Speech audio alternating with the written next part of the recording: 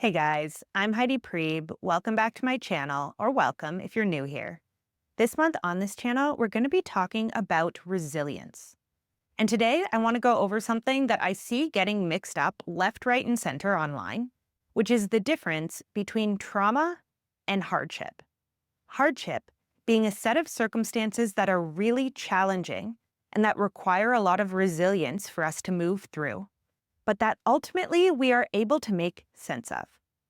Whereas trauma refers to things that happen to us that disrupt our ability to make coherent connections between our subjective inner world, so our world of feelings, sensations in the body, emotions, thoughts, and perceptions, and the outer world of people and places and things and events and situations that are external to us.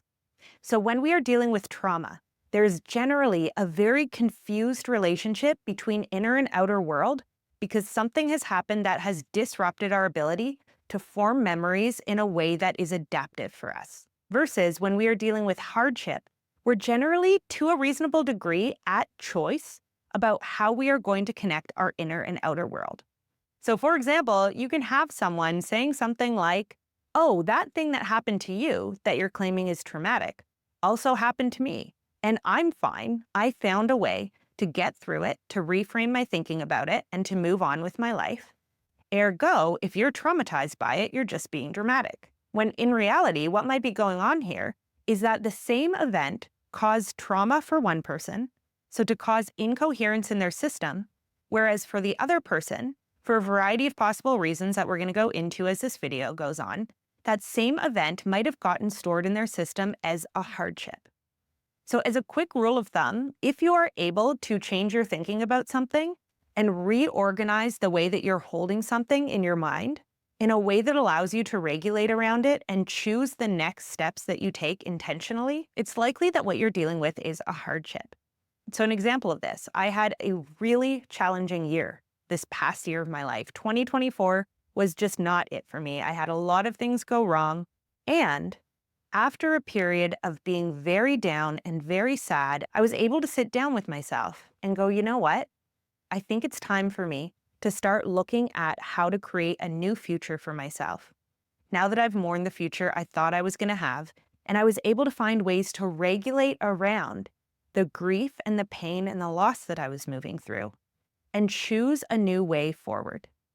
And when I started employing those plans and moving in that new direction, I was able to coherently follow my own plans and effectively change the way that I was feeling. Because what I was doing was regulating around a hardship. And this does not mean that the challenging circumstances of our lives are not genuinely really, really difficult to overcome sometimes. But when we are dealing with trauma is a lot harder to resolve. And the reason for that is because our conscious minds and what we think is safe and accurate and true about the world is not agreeing with some part of how our body is processing the environment. Because trauma inherently disrupts our ability to make sense of our experiences and in a lot of cases to move forward in a linear way with the plans that we make. Both trauma and hardship require a lot of coping skills, but they are not the same coping skills. So what might work to resolve trauma is not going to work to resolve a hardship. And what works to resolve a hardship is often not what works to resolve trauma. So it's important to figure out what we're dealing with so that we can get to where we want to go next with the best chance of success. Going through a hardship is kind of like reading a really challenging chapter in a book, where the characters might be disillusioned or distressed or going through something really difficult, but there is a coherent narrative online. As the reader, you can understand what is happening, and you understand why the characters are feeling the way that they're feeling or acting in the way that they're acting. So if somebody handed you that chapter of the book and said, "Can you write the next chapter?" you would have enough information to be able to write a next chapter that made sense and followed the rules of logic. Versus having trauma is like being handed a chapter of the book that is missing pages, or where certain sentences are glued upside down and other ones are just smudged out entirely. It's really challenging to make sense of what's happening inside the chapter, so it's really hard to write the next one because you don't have the coherent information you need ordered in the way that you need it in order to make sense of what is going on. And this is very much what it's like to have trauma stored inside the body. When we go through traumatic events, what generally happens is either our stress levels become abnormally elevated, which causes us to store too much memory in our body related to the trauma, and we'll talk about what that means in a minute, or we go into a shutdown response, in which we might not be able to form proper memories that include all of the relevant details we need to stay safe in similar situations in the future. The way that we form memories as human beings is highly related to our emotions. So our emotions alert us to what feels important.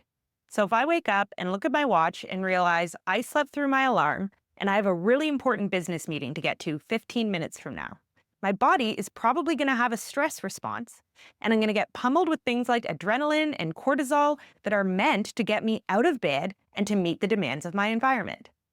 Now, when I get to that meeting, that stress response knows it's time to calm down. Because I have clean subject-object relationships online, I can recognize I needed that stress to get to this meeting, and now that I'm here, it's time for my body to be safe and relax, at least to whatever level is normal for me inside of a business meeting. But one of the things that can happen that leads to trauma is when our system becomes flooded with those stress chemicals in a situation where we were not expecting that to happen. And so we do not have the understanding online to make sense of it. So if, for example, I'm walking down the street one day and I get attacked out of absolutely nowhere, what's going to happen is the stress chemicals in my body shoot through the roof because all of a sudden I have to respond to a demand that I did not see coming that is very threatening. And so what my body is desperately going to be trying to do is understand what it is that led to that attack. And it's not going to be doing this consciously. This is what my body is going to be trying to log. So my body might be tracking what's happening as I'm getting pummeled to the ground. And it might notice it sees someone walking by wearing pink shoes, and it sees an oak tree in the distance, and it smells the scent of sandalwood cologne that my attacker is wearing. And all of these things are getting logged in my system as memories that the body holds on to, because what gets stored in the body as memory is highly related to the strength of our emotional responses. This is why you tend not to forget things like the first time your child smiled at you. But you do tend to forget things like where you put your keys when you came home from work yesterday. One of those things had huge body emotional responses come online when it happened, and the other one probably did not. And so we remember things that are tied to the strong emotional reactions we've had. When we are surprised and in danger at the same time, generally our body goes into a super intense stress response. We have adrenaline and cortisol coursing through our system, trying to get us to rise to the occasion of fighting off whatever threat is in our environment. This is not the only possible way our bodies can respond, but it's one that has a high likelihood of leading to trauma. And so if I was not expecting that attack, but all of a sudden my stress response is through the roof, my brain and my body are frantically going to be trying to encode any information possible about what may have led to this attack. And so now in the future, let's say I go to the hospital, I recover from this attack, and it's weeks later and I'm trying to make sense of what happened. And maybe I don't have a good, coherent explanation for why I got attacked on a street that I thought was safe in the middle of the day. Maybe it was just astronomically unlikely that this would ever have happened. And so even if I can make sense internally of the fact that this was a random attack that I could not possibly have predicted, my body is still going to be trying to keep me safe with whatever means it can come up with. So what happens is I may have internalized a bunch of triggers, which means the next time I'm walking down the street and I see someone with pink shoes, even if I have no conscious memory of the fact that one of the last things I saw before passing out when I was getting attacked was a pair of pink shoes, I might instantly go into a massive fight or flight state in my body the second I see those pink shoes, because some part of my body has logged that this stimuli was present during a time when I was having an abnormally high stress response. And so this kind of thing tends to be what we're talking about when we're talking about trauma. It's not just that we went through something difficult, it's that our bodies stored something as relevant data that may not have been relevant data. So, a different example of this, of something like this happening that might lead to hardship rather than trauma, is, let's say you know that you are walking through a really dangerous neighborhood at night. And so your body is already kind of primed for something to happen. And then you notice out of the corner of your eye a little flicker of movement, and then you get jumped on. And it's not that this couldn't cause trauma, but it is possible that if you were already a little bit prepped for the danger, and your conscious mind already knew, it's possible that something dangerous is going to happen here. You might have an incredibly hard time emotionally regulating around the fact that that happened once it's over. You might have to do a lot of processing of it with your friends and loved ones, but your body might not be storing triggers the same way because your system may already have been a little bit prepped for that attack. So the spike in your stress response was not as great, it was not as unexpected, and it was not as confusing to your system. Ergo, your body is not necessarily going to be left desperately searching for reasons why you were attacked. It's going to have situationally appropriate danger cues online. Maybe you're going to feel fearful the next time you walk through that neighborhood, as you should, because your body is logging real danger cues, as opposed to your body responding to something like a pink pair of shoes or an oak tree in the distance. Because once your stress response spiked so fast, in a scenario that your conscious mind could not make sense of, that your body just started logging everything it could possibly think of as potentially related to that attack.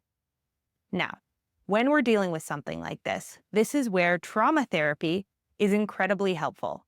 And framing something as a hard situation is not. Because even though it was a hard situation, and the goal of trauma therapy might eventually be to integrate what happened and to get through enough of those trigger responses that you're able to make sense of it, hence transforming it into a hardship in your mind, it's not going to work if you're trying to get over this thing that is a trauma that you now have triggers around by just thinking more positively about it. Your body is still going to be responding to those triggers every time they come online, no matter what you tell yourself in your conscious mind.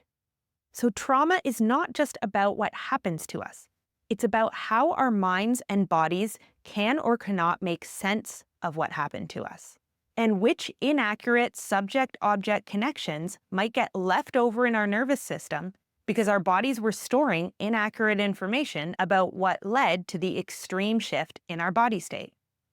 Now, this is not the only way we can experience trauma. Another thing that can happen in traumatic experiences that overwhelm us is our bodies and minds can go into a shutdown response. And when our systems are shutting down, in the most extreme forms of dissociation, we are actually not able to form memories properly. So dissociation is another word that gets used to mean a wide variety of things these days. And on one end of the spectrum, we have it being used to describe kind of zoning out and being somewhere else mentally than where you are physically. But there's another end of the spectrum where essentially we are unable to form memories properly because our bodies are in a state of emotional shutdown. So sometimes when you have a really traumatic event, if the body is in a shutdown dissociated response while it's happening, you might have people either lose memories related to the event or not be able to remember very much or very much detail, or not be able to make a lot of conscious recollections about what their environment was like while this thing was happening, or what it felt like to be them while this thing was happening. When we are dissociated in this way, essentially our inner world is not making proper connections between what's going on for us internally and what's going on for us externally. So this might lead to a situation where, for example, someone is being brutally attacked or abused, but they're unable to log and integrate into memory the pain response of what was happening to them in their body. And so, when we have this type of trauma, often what happens is that where we should, in the future, perceive danger, we do not perceive it. And so we might walk over and over again directly back into the same situations that caused danger to us in the past because our body is shut down in the moments where the appropriate response would be to feel distress. So, an example of this might be someone who grew up in a rough neighborhood and who is repeatedly subjected to attacks, but who, as an adult, does not avoid dangerous scenarios and frequently puts themselves in harm's way because the only way that their body knew how to deal with that prevalence of danger was to dissociate from it on some level. And so now, in places where that normal, healthy stress response, the same one that gets us to the meetings that we need to get to in time, and that gives us that gut feeling that something is off when we're walking down a dark, deserted alleyway at night and hear footsteps approaching behind us, that stress response that should be coming online might not be coming online for people who have trauma that caused them to dissociate during the original traumatic event and therefore not develop enough memory about which details led to that event. And if this is something you want to learn more about, I cannot recommend enough the book Trauma and Memory by Peter Levine, who is world-renowned for his work in the field of somatic therapy. So really understanding how our body is recovering from and processing traumatic events, and then working with the trauma that lives in our body until we are able once again to make those connections between our subjective inner world and the objective outer world properly. But the main reason I wanted to go over that and exactly what it means to have trauma that lives in the body is because life is challenging in many ways, and not all of our challenges are trauma. But if we are looking at something that has been traumatic for us and we are expecting ourselves to just get over it the way we would get over a hardship, we're going to be setting ourselves up for failure. And on the flip side of things, once again, if we are treating something as trauma, when what it is in fact a hardship that we need to find ways to reframe and regulate around, trauma therapy is probably not going to be that helpful to us. So 2024 for me personally was a terrible year. I had just a series of very unfortunate events happen in very quick succession to me, and it just totally knocked the life out of me for a while. And for about 6 months, I felt really down, really sad, really unwilling and uninterested in engaging with my life because I was in a state of mourning. And there was a point in the process where I started looking back at everything that had happened that year and asking myself, are any of those things that happened to me likely to cause lingering effects that are traumatic? And the question I had to ask myself to get that question answered was, do I think that these events caused disruptions in my ability to understand the relationship between my subjective inner world of feelings and sensations and the outer world of people, places, and things outside of my body? And I kind of went, you know what? Yeah, there was at least one thing that I notice I now have a freeze response around in a scenario that it doesn't necessarily make sense to be frozen about. And so in that one area, I went and did a little bit of exposure therapy. And after I was able to do that about 3 or 4 times, my body calmed down in relation to this stimulus. And then everything I was left with was hardship. It was up to me and my conscious mind and my own body and self-regulation skills to look back on the year that had happened and to go, how am I going to make something good come out of this, even though it was so bad? How am I going to give myself the space that I need to grieve and to let go of my old ideals so that I can move forward in a new way? And I was able to eventually get there because I had the skills that I needed for coping with hardship, which are often skills like consciously recognizing how much time and space we need to do things like grieve and process our losses. I was able to get clear on the amount of social support that I was going to need to get through that period. And then I was also able to recognize when I was at the point where grieving was no longer going to be the thing that was giving me the most returns, and where in fact my body was now asking me to kind of get back at it, put myself back out there again, set new goals, chase new opportunities, and start writing the next chapter of my life. This is what we are resourced enough to do when we are dealing with hardship. It doesn't mean it's easy to move through any of that, but what it means is that because we have a clear understanding of how our inner world is connected to our outer world, we're able to come up with solutions that actually work for writing the next chapter of our lives.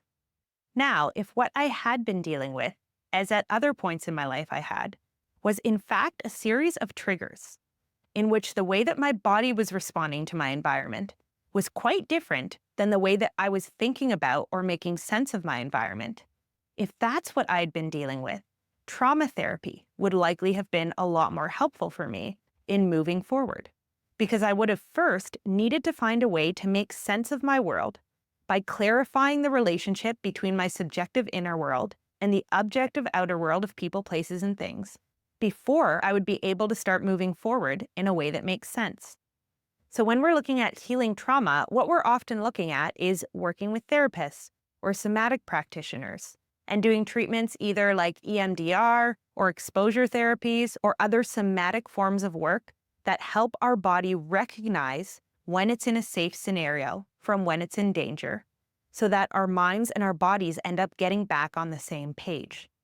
And when we can get our minds and our bodies back on the same page, then we are gifted with the opportunity to begin handling our lives like hardships when difficult things arise. I remember when I was doing my master's degree and I was learning to assess the probability based on an interview that I was reading that the person who was being interviewed had lingering trauma about something. What we were trained to look for, among other things, was when this person was discussing this thing that had happened to them. So some form of, for example, adverse early child experience. When they were describing it, did they give details about who was around to help them make sense of the trauma? So we were trained to report adverse experiences as more likely to have been traumatic if the person reported having no sense of protection from or comfort about the adverse experience from their caregivers or anyone in their environment after it happened. And we were trained to code something as less likely to have been registered as traumatic, which doesn't mean definitely not, just that it's less likely, if that person talks at length about the support that they received after the fact, and the adults who came in and helped them make sense of that experience, understand why it had happened to them, even if it was a terrible thing that should never have happened, on a pure cause and effect level, what the danger cues were that led to that they can now look out for in the future, as well as comforted them around the emotional pain that they were experiencing. That comfort is often the signal to the body that the trauma has ended and that we are now in a safe environment around safe people who are going to protect us. This is the natural completion of the body's stress response cycle, where that stress response spikes, we deal with the scenario, and then afterward, the body can downregulate knowing that it's now safe again.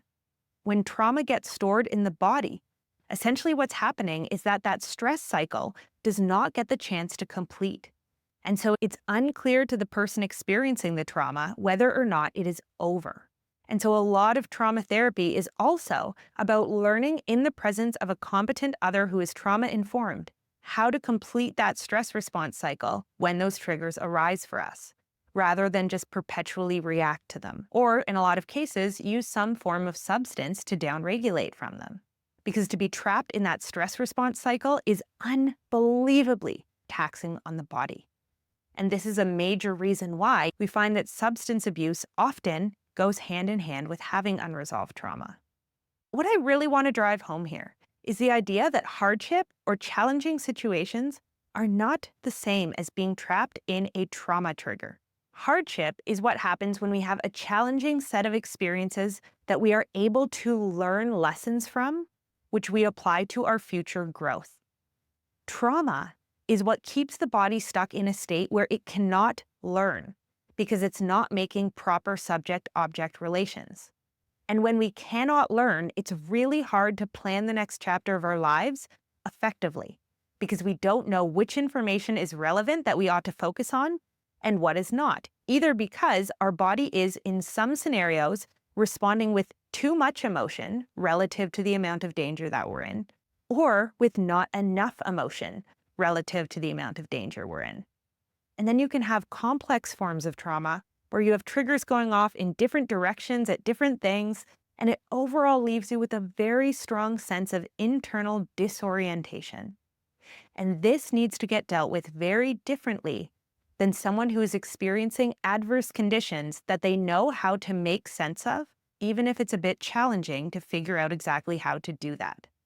And so the goal of trauma work at the end of the day is to turn the challenging periods of our lives into hardship rather than trauma. Because through hardship, we learn, we extract morals, because our emotional responses are happening at the right level to match the adverse conditions of our environments. Hardship is what makes us stronger. Trauma disrupts our ability to form strength. And so we need to get that trauma dealt with and worked through before we're able to learn from and overcome our experiences in a way that is going to actually help us grow. This is not meant to be discouraging and to say that if you have trauma, you're completely out of luck. Quite the opposite. It's about giving ourselves the grace to recognize when we're having one of those responses so that we can give our bodies what they need to process them properly and then turn that into a hardship that gets learned from. All right, that's all I'm going to say for today on this topic. As always, let me know any thoughts, questions you have popping up as you go through this video. I love you guys. I hope you're taking care of yourselves and each other, and I will see you back here again really soon.